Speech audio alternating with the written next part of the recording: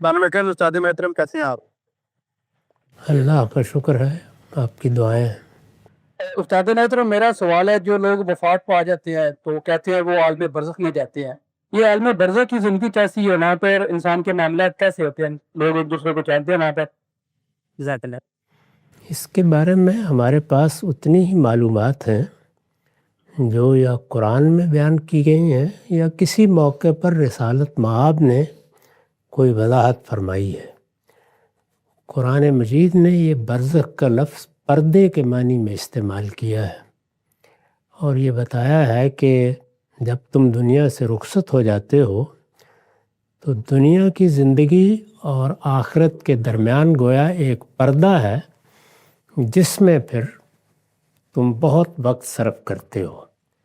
نہیں کہا جا سکتا کہ یہ دنیا کب ختم ہوگی، جب تک یہ ختم نہیں ہوتی اور قیامت کا سور نہیں پھونک دیا جاتا اس وقت تک اسی پردے میں رہو گے۔ وہاں انسان کے ساتھ کیا معاملات ہوتے ہیں، چند باتیں اس میں قرآن مجید سے معلوم ہو جاتی ہیں۔ جب ہم دنیا سے رخصت ہوتے ہیں تو ایک شعور کی کیفیت میں فرشتوں کے ساتھ معاملہ ہوتا ہے۔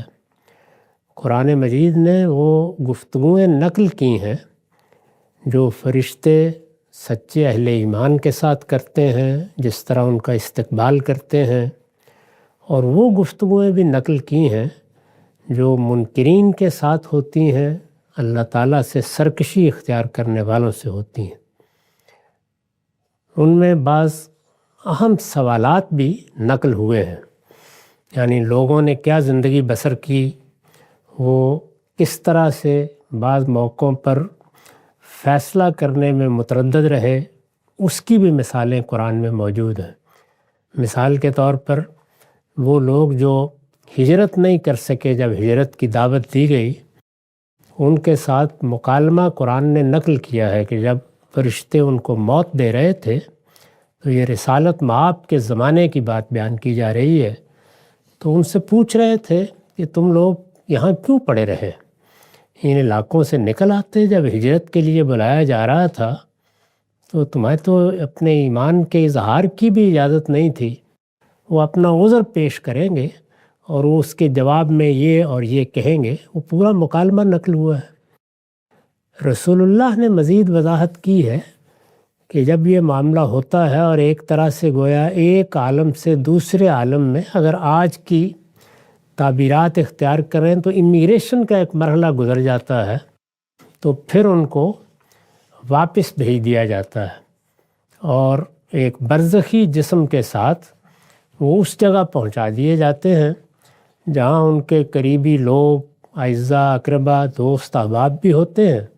بس ایک گویا نظر ڈالتے ہیں، پوچھتے ہیں حال احوال، اور پھر ان کو سلا دیا جاتا ہے۔ تو اس کو رسول اللہ نے بھی بیان کیا ہے۔ نیکوکاروں کے ساتھ یہ معاملہ کس محبت کے ساتھ، کس احترام کے ساتھ ہوتا ہے، ان کا استقبال کس طرح کیا جاتا ہے، اور بدکاروں کے ساتھ بھی۔